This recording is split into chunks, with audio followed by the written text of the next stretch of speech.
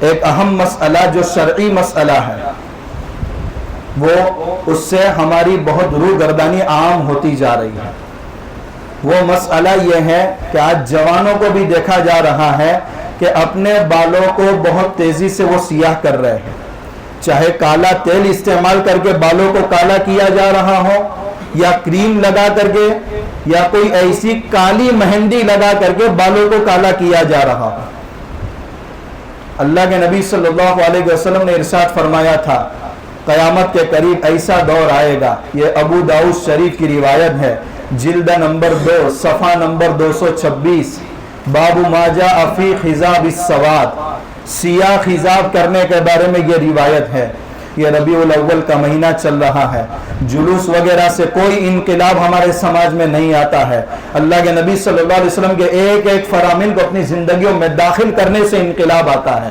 شریعت کی روشنی سے ہماری زندگیوں کی تاریکیاں دور ہوتی ہے, ظلمت دور ہوتی ہے, اندھیرے چھڑتے گئے اور زندگی سنورتی ہے. اس لیے یہ روایت سننے کے بعد جو حضرات اس گناہ کے اندر مبتلا ہے توبہ کر لے اور اس گناہ سے باز آ جائے. آپ صلی اللہ علیہ وسلم نے فرمایا قیامت کے قریب ایسا وقت آئے گا کہ لوگ کبوتر کے سینے کی طرح اپنے بالوں کو کالا کریں گے. وہ سن لے رہے جنت کی خوشبو ان پر حرام ہے. اس سے زیادہ سخت وعید کیا ہو سکتی ہے؟ جنت کی خوشبو ان پر حرام ہے.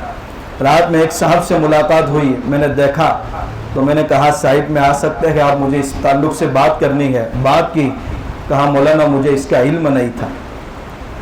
پھر اس کے بعد انہوں نے میرے ہاتھ پر توبہ کی کہ آج کے بعد میں اس کو نہیں استعمال کروں گا, مجھے اس کا علم نہیں تھا. مجھے احساس ہوا کہ یہ بات میں نے کیوں نہیں پہنچائی. تو آج ارادہ ہوا کہ انشاءاللہ ایک بڑا مجمع رہتا ہے, مگر گناہ کو گناہ کا علم نہ ہونے کی وجہ سے ہم اس میں مبتلا رہتے ہیں. اللہ ہم سب کی حفاظت فرمائے. باقی اس کے علاوہ جو رنگ آپ استعمال کرنا چاہے کرے, مگر سیاہ خضاب سے اپنے آپ کو بچائے. مہندی لگائے. حضرت ابو قحافہ رضی اللہ تعالیٰ عنہ جب فتح مکہ کے موقع پر اسلام قبول کرنے کے لیے حضرت ابو بکر صدیق رضی اللہ تعالیٰ عنہ لے کر آئے تو ان کے بال اس انداز سے پک چکے تھے, تو حضور نے فرمایا کہ ان کے بالوں میں خضاب کرو مگر سیاہی سے بچاؤ, مہندی لگاؤ, اس کے علاوہ جو بھی رنگ میسر ہے وہ لگاؤ, مگر سیاہ رنگ سے اپنے آپ کو بچاؤ, ورنہ جنت کی خوشبو سے اگر ہمیں محروم کر دیا جائے تو اس سے بڑی وعید ہماری کیا ہو سکتی ہے. اللہ ہم سب کو اس سے بچنے کی توفیق عطا فرمائے.